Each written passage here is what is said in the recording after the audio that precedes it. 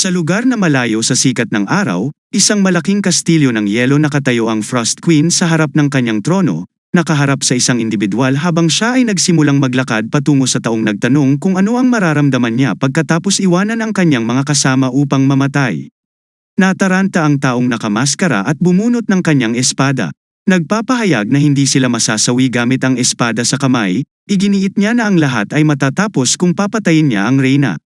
Tumugon sa kumpiyansang ito nang may pagtawa na nagsasabing ang tao ay ignorante tungkol sa mundo na nagtuturo sa kanya na tumahimik pagpahayag niya. Walang oras para makinig sa kanyang walang kabuluhang South Saturday, pagkatapos ay ginamit niya ang kanyang kapangyarihan para magpatawag ng makapangyarihang espada ng yelo. Habang sinisingil niya ang kanyang layunin na wakasan ang The Misery sa pamamagitan ng pagpatay sa kanya sa lalong madaling panahon. Sila ay nagsasalpukan na parang kulog na naglulunsad ng tumpak at nakamamatay na pag-atake sa isa't isa habang ang lalaki ay nakikipaglaban sa ang kanyang maikling espada.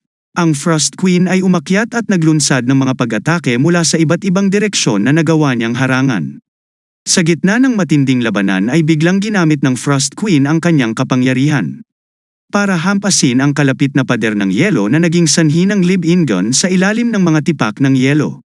Ang lalaki ay nag-ipon ng lakas upang palayain ang sarili at naglulunsad ng isang nakamamatay na pag-atake sa reyna. Na hindi makakalimutang pangyayari, sa kalaunan ay nawala ang hamog na nagpapakita na ang reyna ay nakaupo sa gitna ng mga guho ng kanyang nabasag na castle.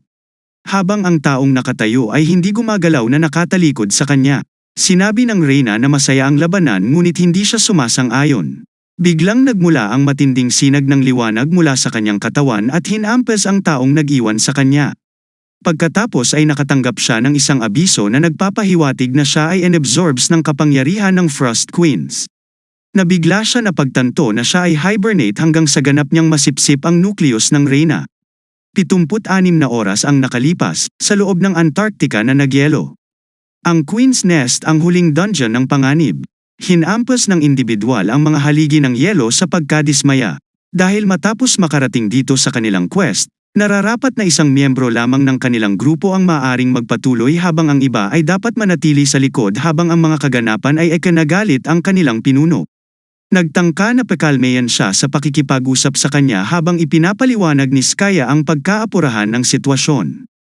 Ang kailangan para sa isang maingat na desisyong ibinahagi niya ang kanyang opinyon sa Spectre. Nararapat na ang taong nakipaglaban sa Frost Queen ang siyang dapat na naumalis. Na ikinagulat niya, pagsang-ayon na nagpapakita na ang lahat maliban sa Spectre.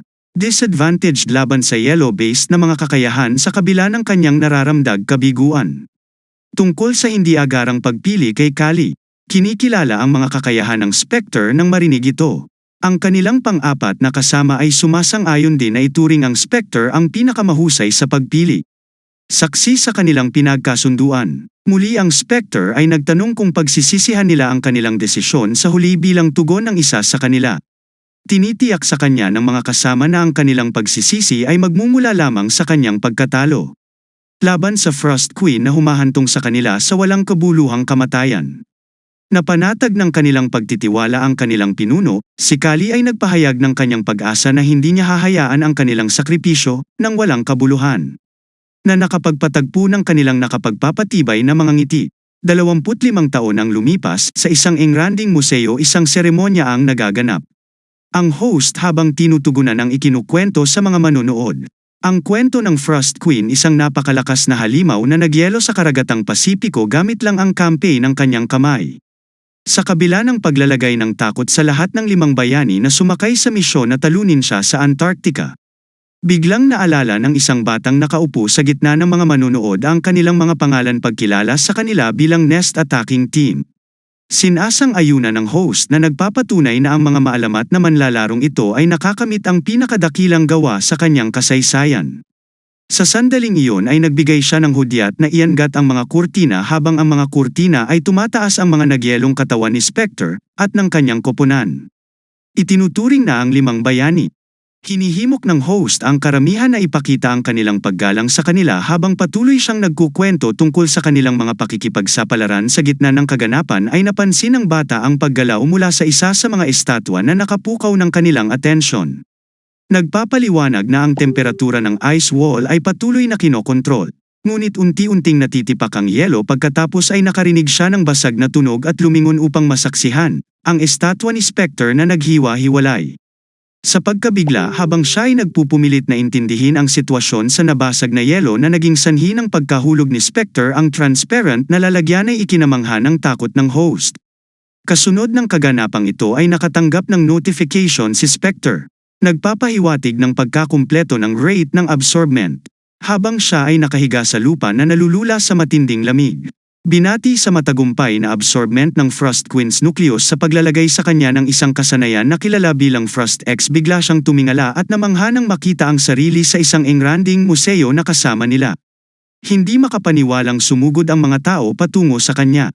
Kumalat ang balita sa paggising ni Spectre mula sa kanyang mahabang hibernation period. Ang bansa ay nagiging lubhang pinag-uusapan at nag-tech trend na paksa habang nasa ospital pinapanood ni Spectre ang mga balita. 25 taon na pala ang lumipas mula sa pagkakastuck niya sa yelo.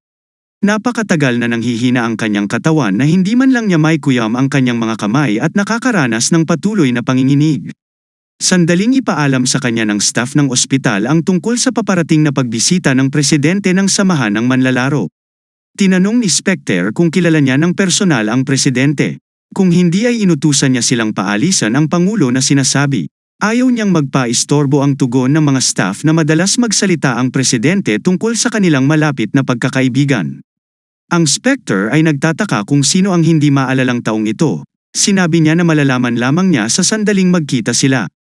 Habang ang kanyang isip ay naliligaw, napagtanto ni Spectre na ang mundo ay tunay na nagbago siya at ang kanyang mga kasama ay palaging nagnanais na sa sandaling iyon ay pinag-iisipan niya kung ano ang kanyang gagawin sa mapayapang mundong ito.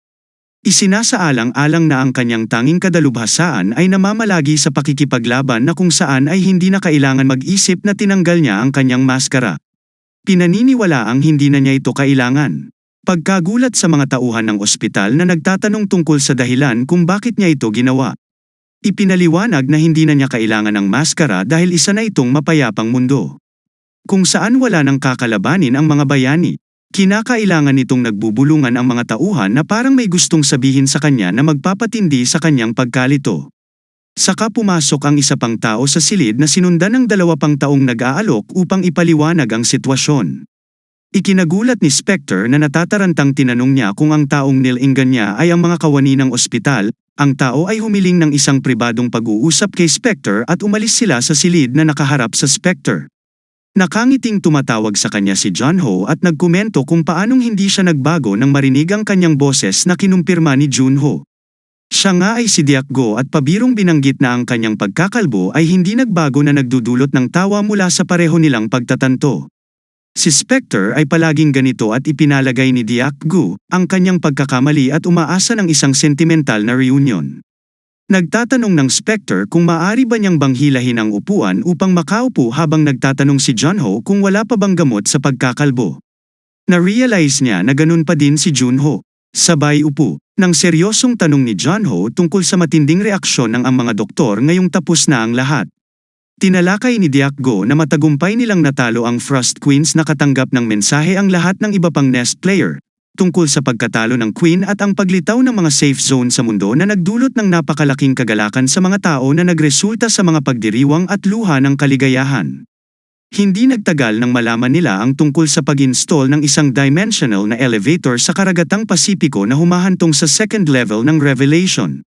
Napagtanto nila na ang pagkamatay ng Reyna ng Yelo ay hindi ang katapusan, kundi ito ang pagbubukas ng isang mas mapanganib na kalagayan kasunod ng mga manlalaro mula sa World Association and Politician. Napagpulungan ng mga politiko ang pagpadala ng isang grupo ng Expedition Squad. Gayunpaman natuklasan nila na ang ikalawang palapag ay isang lupain ng mga pagkakataon ng mayaman sa teknolohiya ng Salamanca. Sa pagkaintriga ni Junho, humihingi ng karagdagang impormasyon kay Diakgo. Ipinaliwanag na ang mga bagay na iyon ay nagpayaman sa mundo. Gayunpaman ay pinutol siya ni Junho at sinabing hindi ito ang gusto niyang malaman. Sinenyasan niya si Diakgo na ibunyag na may kabuoang 10 palapag sa dimensional na elevator. Iniwan siyang nabigla. Naisip ni Junho na dahil tumagal ng 5 taon ang kanilang koponan, upang talunin ang Frost Queen ang mga manlalaro ay dapat maging sa ika-7 palapag. Gayunpaman isinasaalang-alang ang kanilang partido ay ang pinakamalakas kumpara sa iba pang mga manlalaro. Deduces na sila ay malamang na nasa ikalimang palapag na nasa isip nito tinanong niya si Diak Go. Tungkol sa kanilang kasalukuyang palapag ngunit nananatiling tahimik si Diak Go. Na nagudyok kay Junho na tanungin kung bakit hindi siya nagsasalita. Pagkaraan ng ilang sandali ay isiniwalat ni Diak Go na sa nakalipas na 25 taon ay ngayon lang nila naalis ang ikalawang palapag na iniwan si Junho na gulat at bumagsak.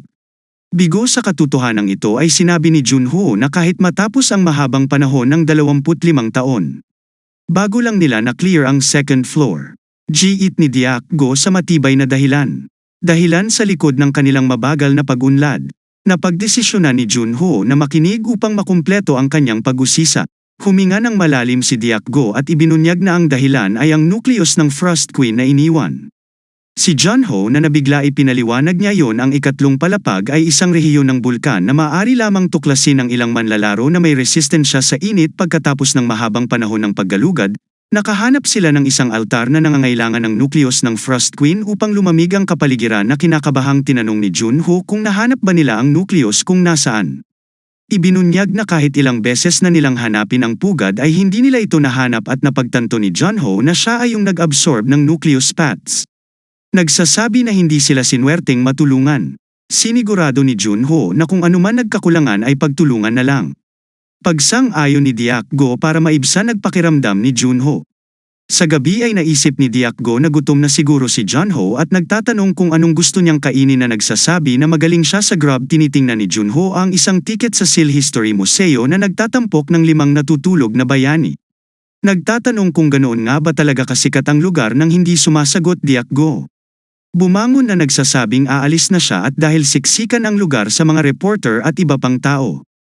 Mahirap para kay Junho na samahan siya gayunpaman si Junho ay nagmumungkahi na gamitin ang emergency exit sa sinabihan ni Go si Junho na bumalik kaagad sa ospital pagkatapos niyang gawin ang kanyang trabaho at umalis siya. Pagkatapos ng ilang oras nakarating sa museo si Junho at lumakad sa mga naglalakihang skeleton ng mga halimaw. Kahanga-hanga, nang bigla niyang natuklasan ang isang pinto at pumasok sa pag-aakalang nasa loob ang hinahanap niya. Sa pagpasok niya sa silid na nakita niya ang nagyayelong katawan ng 4 na kasamahan niya. Humingi siya ng paumanhin sa mga ito dahil nahuli siya. Sinasabi sa kanila na ang mundo ay naging isang mas magandang lugar na mapayapa tulad ng kanilang pinangarap na nais silang magpahinga sa kapayapaan. Nagbuhos ng inumin sa 5 baso na humihiling sa kanila na magkaroon din ang mga ito ng maiinom. Matamis na lasa ng alak, bigla niyang napansin ang isang layer ng alikabok sa itaas ng ulo ni Skaya. Habang hinahawakan niya ang ulo nito para tanggalin ang alikabok ay natanggap niya ang isang abiso na nagpapatunay sa kasanayan ng hamog ng yelo. Ngunit nalaman niya hindi pa sapat ang mahikang taglay. Isa pang abiso na nagpapaalam sa kanya na maaari niyang alisin ang seal ng yelo. Pamamagitan ng paggamit ng kanyang kasanayan sa Frost X isinasaalang-alang ang posibilidad na masira ang selyo at maibalik ang kanyang mga kasama. Nadismaya nang makitang 18 lang ang kanyang magic stat points. Pinag-iisipan ang kahirapan ng pagtataas ng mga sombrero ng staff na ito. Sa isang araw o dalawa ay napagtanto niya na posible pa rin ang pagtingin sa pangalan ng kanyang bagong nakuhang kasanayan na nalaala si Diak Go. Napagtanto na ang kanyang mahika ay magdudulot pa rin ng mga problema para sa kanya. Sa pagmumuni-muni ay mahusay na iniisip niya kung nakuha niya ito pagkatapos ng pagkatalo sa Frost Queen. Bigla niyang napagtanto na tataas ang stats niya ng 30 kada akyat niya sa Dement INL elevator. Sa pagsasakatuparan na ito, pinag-isipan niya ang ideya ng pagpunta pabalik sa kanyang orihinal na antas sa pamamagitan ng pag-akyat sa bawat palapag. Hindi lamang upang maging mas malakas ngunit upang makuha ang mga kapangyarihan ng hamog ng yelo ng si Frost Queen, na mahawakan ang kanyang mga naka-frozen na kasamahan. Naniniwala siyang maaari niyang ilabas ang mga ito mula sa yelo at ay save sila. Pabalik sa ospital si Diak Go ay nagulat nang ipahayag ni Junho ang kanyang pagnanais na maging isang manlalaro muli. Nagtanong kung bakit siya nagulat. Sinabi ni Junho na wala na siyang alam maliban sa pakikipaglaban. Na isinasaalang-alang ni Diak Go ang pagpapasyang ito. Consider ang nararapat na mamahinga si Junho sa nakaraan. 25 taon na ang nakakaraan. Gayunpaman si Diak Go ay hindi iniisip na isang magandang ideya na humahantong kay Junho na magtanong. Patungkol sa mga kadahilanan na ipinaliwanag ni Diakgo na nais niyang lumayo si Junho dito. Upang magpahinga at dahil din sa mga Fins ay mga manlalaro na gumagamit ng kanilang mga nagising na kapangyarihan. Upang gawin ang mga krimen tulad ng pagpatay ng terorismo, upang masiyahan sa kanilang mga hangarin na ikinagulat ni Junho. Nagtanong kung naibalik na ba nila ang pag-alaala sa kanilang mga paghihigpit sa kanyang oras pa ay ipinaliwanag ni Diakgo na ang sitwasyon ay ibang-ibang ngayon. Inihayag niya na walang mga CCTV sa ikalawang palapag. Paraan upang malayang matuklasan ng mga Fin na malayang galugarin ang mga patlang. Nagtanong si Junho kung kinamumuhian pa rin siya ng mga Fin. Dapat niyang kalimutan ang tungkol dito ipinaliwanag ni Diakgo. Ang tanging paraan upang bumalik ng ligtas ay ang pagkalimot ng pangalang Spectre at bumalik bilang Junho.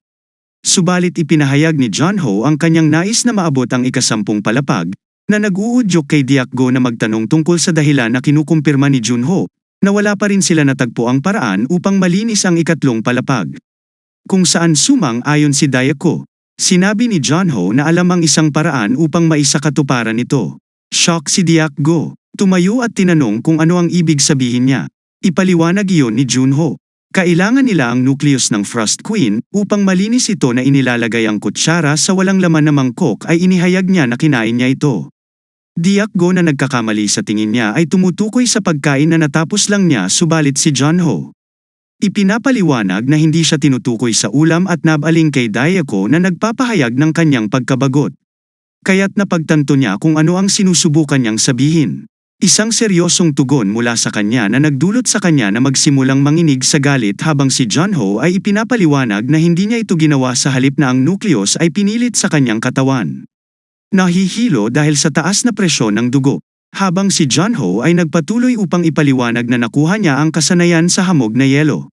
Naintriga niya na tinanong niya kung mahawakan ni Junho ang ika-3 palapag kasama nito at Junho. Nais ni Junho na maging player. Dahil sa kanyang mga kasama. Dahil sa pagpuri sa kanyang desisyon. Haharapin niya ang mga doktor sa pag-reveal ng kanyang mukha. Humahantong sa kanya upang ipahayag ang kanyang pasasalamat at papuri para kay Junho. Dahil sa kanya ang mga kakayahan na selyadong yelo ay binoto sa level 1. Nagiging sanhi ng lahat ng kanyang mga istatistika na bumaba. Habang nakahiga sa kanyang kama nagtanong si Junho kung makakakuha siya ng bagong lisensya ng player. Si Diakgo na nakalimutang banggitin ng mas maaga. Ipinaliwanag na ang mga guild ay mas makapangyarihan na ngayon kaysa sa asosasyon. Kahit walang lisensya, paninigurado ni Diakgo. Gayunpaman sa mga guilds na ginagawang mandatory ang licensure exam ay kailangan munang i-clear ni Junho ang public exam nito. Nabigo si Junho habang sinabi ni Diakgo na hindi niya ito matutulungan. Gayunpaman ay itinuro ni Diakgo na ito ay talagang isang magandang pagkakataon para kay Junho. Kumpara sa dati kung saan ipinaliwanag ni Pix Junho's curiosity. Batid ni Diakgo na kung papasa si Junho sa exam lahat ay gugustuhin siya sa team. Kaya't naisip niya ang kahalagahan ng pagsusulit. Inaabangan niya ang pagsusulit sa wakas sa araw ng pagsusulit sa lisensya ay maraming tao ang nagtitipon sa asosasyon ng manlalaro na kukuha ng pagsusulit Junho pagkatapos matanggap ang kanyang numero ng token ay kabilang sa mga naghahangad na sumasalamin sa ang malaking halaga ng pera na kanyang ginastos upang maabot ang puntong ito habang tinatawag ng tagasuri ang mga tao sa loob ng pagsusulit.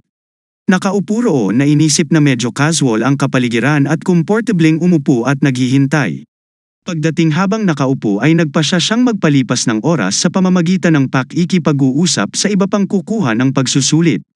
Ginagamit ang kanyang pinahusay na kasanayan sa pandinig habang ginagawa niya ang iba't ibang boses ng mga aspirante. Ang pagtalakay sa iba't ibang paksa ay nagsimulang umabot sa kanyang mga tainga na isinasaalang-alang ang kapaligiran na napakapayapa. Nagsimulang tumingin sa screen na nagpapakita ng exam hall habang tinatawag ang unang aspirant na pumasok sa loob ng hall. Nakatayo na may hawak na sibat habang ang maliliit na halimaw ay nagsimulang sumulpot sa paligid niya ang individual na nakaupo sa tabi ni Junho ay humanga. Nakatayo na may hawak na sibat. Habang ang maliliit na halimaw ay nagsimulang sumulpot sa paligid niya ang individual na nakaupo sa tabi ni Junho ay humanga. Ang palaban na espiritu ng tao na napansin na ang halimaw ay tila umatras sa takot. Sa pagkakaalam nilang pumanaw na si Junho. Napagtanto niyang ang sibat ay mahusay na depensa sa espasyo sa paligid.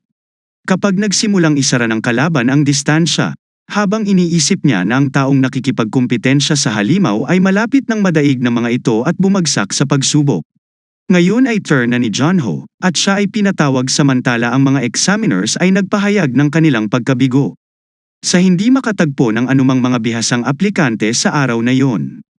Isaalang-alang ang pagtatapos ng pagsusulit tulad ng kanilang pag-iisip. Bumukas ang mga pinto at pumasok si Junho, na iniwan silang lahat na gulat. Pagtataka sa pagdadala ni John Ho ng iba't ibang uri ng mga armas. Habang ang isa naman ay itinuturing siyang masyadong payat. Samantala ang pangatlong tagasuri ay tingin sa kanya bilang isang copycat ng Spectre, habang si Diakgo ay nakaupo sa gitna nila. Si Junho ay nakatayo ng may kumpiyansa sa gitna ng bulwagan. Pagkaraan ng ilang sandali ang mga tagasuri ay nagtatanong kung handa na siya. Ang pagsusulit ay magsisimula na nang biglang lumabas sa sahig ang mga ilusyon ng malagabla na Kree na nilalang. Ang mga nilalang na tinatawag na dwarves ay may average na taas na 130 sentimetro. Mas mahina kaysa sa karaniwang tao at 20 ang bilang. Habang papalapit sila kay Junho, obserbasyon na sila ay mukhang tunay at kumpiyansa na kinukuha ang kanyang sibat na inaalala ang kanyang mga lumang araw. Samantala ang mga duwende ay sumugod sa kanya habang hawak ang kanilang mga kutsilyo, ngunit sa isang atake ng kanyang sibat ay naputol niya ang kalahati ng mga ito. Nasaksihan ito ng natitirang mga duwende. Nagsimulang umatras at tumakas, ngunit bago nila magawa iyon ay kinuha ni Junho ang kanyang kutsilyo at itinapon ang mga ito sa kanilang direksyon. Sa iba't ibang direksyon ginagamit niya ang kanyang bow at arrow na nagpapakita ng kanyang mga kasanayan sa archery. Nakuha sa pamamagitan ng pagsasanay sa kanyang kasamang si Gilbert Green. Galit na galit sa kanyang walang humpay na pagpatay. Ang natitirang dwarf ay sumugod kay John Ho na may malinaw na intensyon na pumatay. Habang pinagmamasdan ito ay hinugot niya ang kanyang espada at nagsimulang gumuhit ng linya sa sahig palibot sa kanya. Habang ang mga duwende ay panay ang lapit, hindi siya gumagalaw na nakangiting sinusubaybayan ang pag-atake ng mga duwende. Habang papasok sila sa loob ng bilog ni Junho, ngumisi at ginagamit ang kanyang mga diskarte sa espada upang ilunsad ang Swift Swords technique na naghiwa-hiwalay sa mga dwarf. Matagumpay na nakumpleto ang pagsusulit. Sa huli ay nakatanggap siya ng pagbati sa pagpasa sa pagsusulit. Habang nakatayo siya doon na nararamdaman ang pagod. Pagkatapos ng gayong maliit na pagsubok na pinag-iisip ang palakasin ang kanyang tibay. Samantala ipinahayag ng mga tagasuri ang kanilang pagkamangha sa pagsaksi sa walang cap-ares na kakayahan ni John Ho.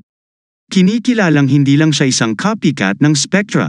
Pagkilala sa kanyang kahusayan sa iba't ibang armas, itinuturing ng isang tagasuri ang kanyang kakayahan sa armas na hindi pangkaraniwan. Habang ang iba ay nagulat sa kahangahangang pagganap ni John Ho sa kabila ng kanyang mahinang pangangatawan. Subalit sa sandaling iyon ay isa sa mga inihayag ng mga tagasuri na ang profile ni Junho ay nagpapakita lamang ng kahusayan sa mga armas, na naguuri sa kanya bilang isang D-rank, shock na mukha ni Diakgo. Sinabi ng iba pang tagasuri na sayang ang pagsasanay sa kanya sa antas na ito kung isasaalang-alang ang mga potensyal na limitasyon sa hinaharap. Silang lahat ay sumang-ayon na ang kanyang mga kakayahan sa pakikipaglaban ay kanais-nais, ngunit ang pamumuhunan ay hindi magiging sulit.